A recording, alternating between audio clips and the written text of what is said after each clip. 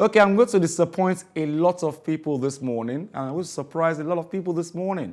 I'm happy this morning. Bukayo Tinubu, really, I am really happy. I don't know why. Good morning. I don't know why. You had a good weekend. Most of us did. Yeah, but this particular Monday, I don't know. I don't know.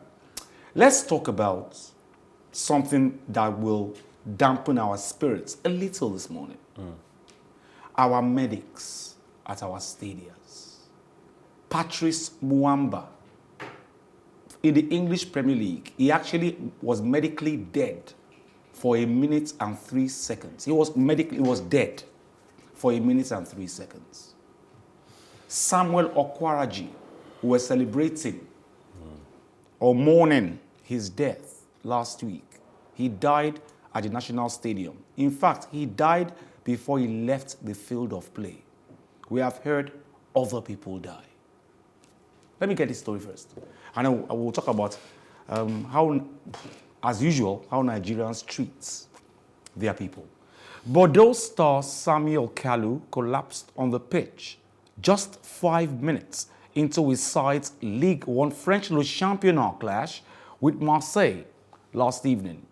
But after receiving treatment from medical staff, the Nigerian was incredibly allowed to play on.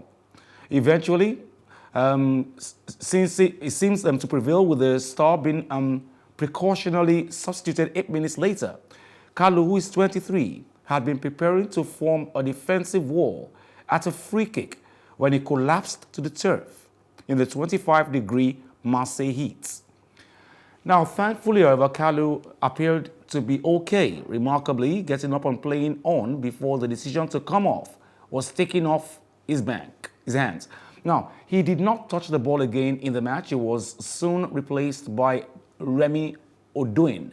The winger was rushed to hospital on the eve of Nigeria's Africa Cup of Nations opener in Egypt back in 2019.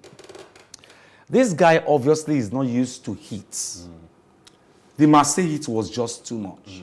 But I'm leaving Samuel Kalu. I'm happy he's alive today, thankfully, because he plays football in a system that works right. Sam Okwaraji, of blessed memories, may his soul continue to rest in peace, died in Surulere here, National Stadium. He was dead before he left the pitch. I didn't see anybody rush to him or carry a stretcher or anything until he was taken off without a stretcher and he was dead before he left the pitch. We've heard of Patrice Muamba, who was clinically dead. He actually got to the clinical, then died for 1 minute and 3 seconds. And then he was revived again. And we have heard many more people. But we've also seen people like, well, it's not only him, actually. We've also seen Marc Vivien Foy, who is a Cameroonian, who died in the French League. He died on the field of play. We've seen it happen. And we're looking at, we are not God, yes. But what can medics do to ensure these players are prone to BP, stroke, heart attack on the field of play? What can the medics do to ensure we don't have things like this? This guy almost died. Well, medics are like, football medics are like war medics. Intervention is key. It could be the difference between life and death. A few seconds of revival could ensure that a player who passes out from heat stroke or from hypertension or a heart attack on the day or even a stroke could be saved because timely intervention was initiated. One thing about the Nigerian medics is, I don't know if the organizers of the sports do not realize the importance of expertise in that field, and they don't seem to be trained. Like, if you go on a battlefield, and look at this. Look at this. Obviously, the players of his team have no idea of what medical whatever is about. They were crowding him. You know, 3 players. A few years he needed air at that point. A few years ago, remember Hazard had an injury on the pitch, and the Chelsea medic, a doctor even, rushed onto the field of play against Mourinho's wishes. Now, that was just an injury. He was tackled, foot injury, and she ran in. Now, if it had been a head injury or a possible concussion, she would have gone in with the same speedy intervention to try to save the player. But these medics in Nigeria, maybe even in Africa as a whole, probably just aren't trained with the same emergency instinct to rush onto the field of play with immediate intent to save lives. Maybe the authorities just aren't employing the right people. But we won't really know until someone from the ministries, someone from the NFF comes and speaks to us on this. Now, let's leave that for a while. Now, you are the go-to man on Plus Sports when it comes to transfers. I've got a story. And the story visibly says that match, Paris Saint-Germain's match, just might have been Kylian Mbappe's last match with in that shirt. There's been a lot of movement on Real Madrid's part. The intent has been on their part for a long time now to bring in Kylian Mbappe, but they feel like this season is the time to do it. Don't forget that Kylian has made it clear to the PSG hierarchy that he doesn't intend to sign a new contract. They risk losing him for nothing if they have him on for another year. Now, maybe they're still hoping they can convince him, but then the leverage that this club has is money. And when a player is ready to go, and regardless of money, there's nothing you can do. However, what I'm hearing is that Real Madrid wants to pressure them on the deadline day with a bid that will make them have to consider and will put leverage on the Ligue 1 side so that Kylian Mbappe can pressure them into approving of the move. Just maybe Kylian Mbappe might remain in the French Le Championnat. We don't know with Paris Saint-Germain. Now, in what could be his final match in a Paris Saint-Germain shirt, Kylian Mbappe was the star of the show as the capital club beat Strasbourg 4-2 in the Le Championnat on Saturday. Now, Mauro Icardi got things going after 3 minutes with a cushion header before Mbappe took over with a deflected goal and an assist for Julian Draxler within 2 minutes. There's something I'd like to say without fear of favor. You can cheat in an exam. Yeah. You can cheat in a game. You can't cheat nature. And Roger Federer is 40. And time is saying you can't cheat nature. Now, Roger Federer will undergo another knee surgery and will miss the US Open, given the rehabilitation process will rule him out of the sport for many months.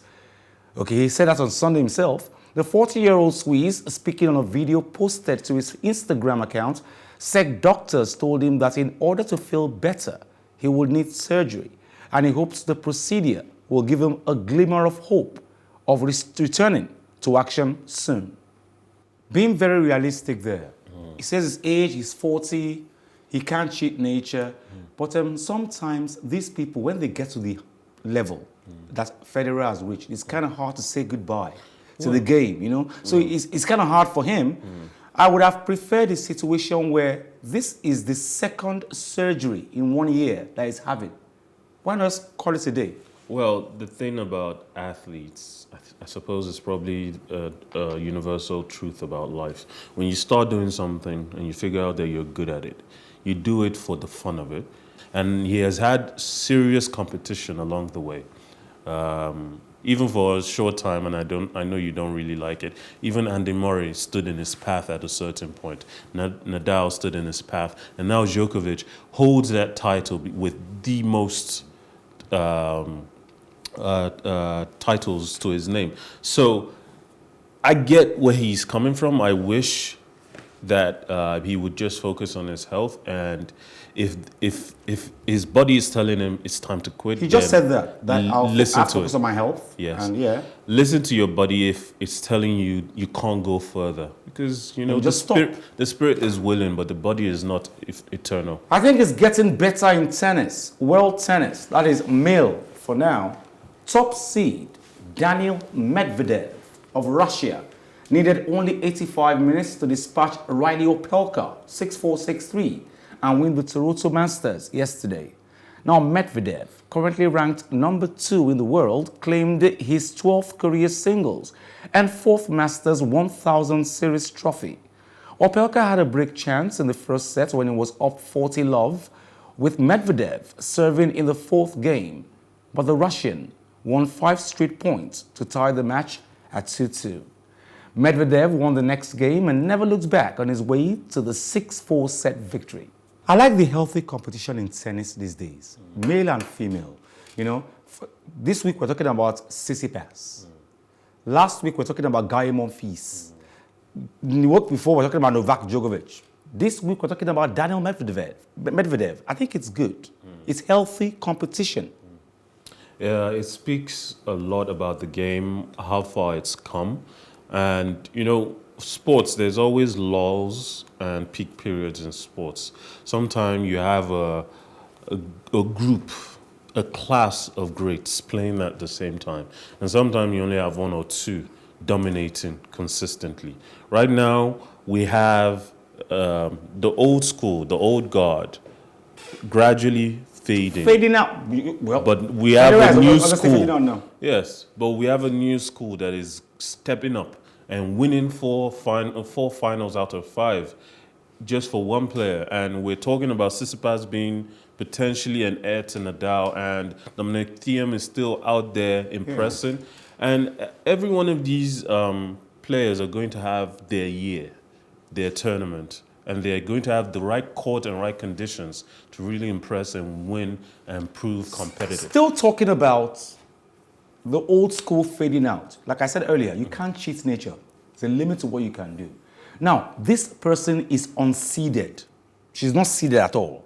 Her name is Giorgi.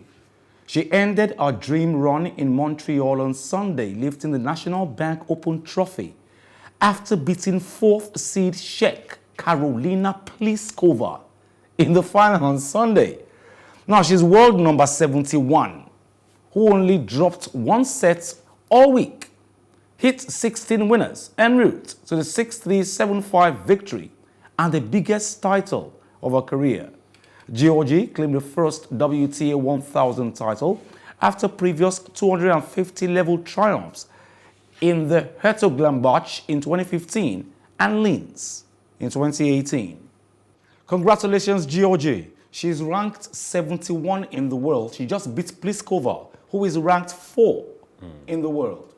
I think I'm tired of the usual suspects, the regular guys every time. Somebody else, really. Well, congrats to Giorgi, like you said. Watching the highlights, I could tell that she surprised Pliskova with a lot of power. Certain times, Pliskova tried to respond with technique, and Giorgi just powered through. That's about it on the show today. Mukayo Tinubu, thank you very much. Thank you for having me. Plus Sports, join us same time, same station tomorrow on Plus TV Africa. My name is Wale Scott. Like I always advise you at the end of every show, if not for anything, at least for your heart, do some sports.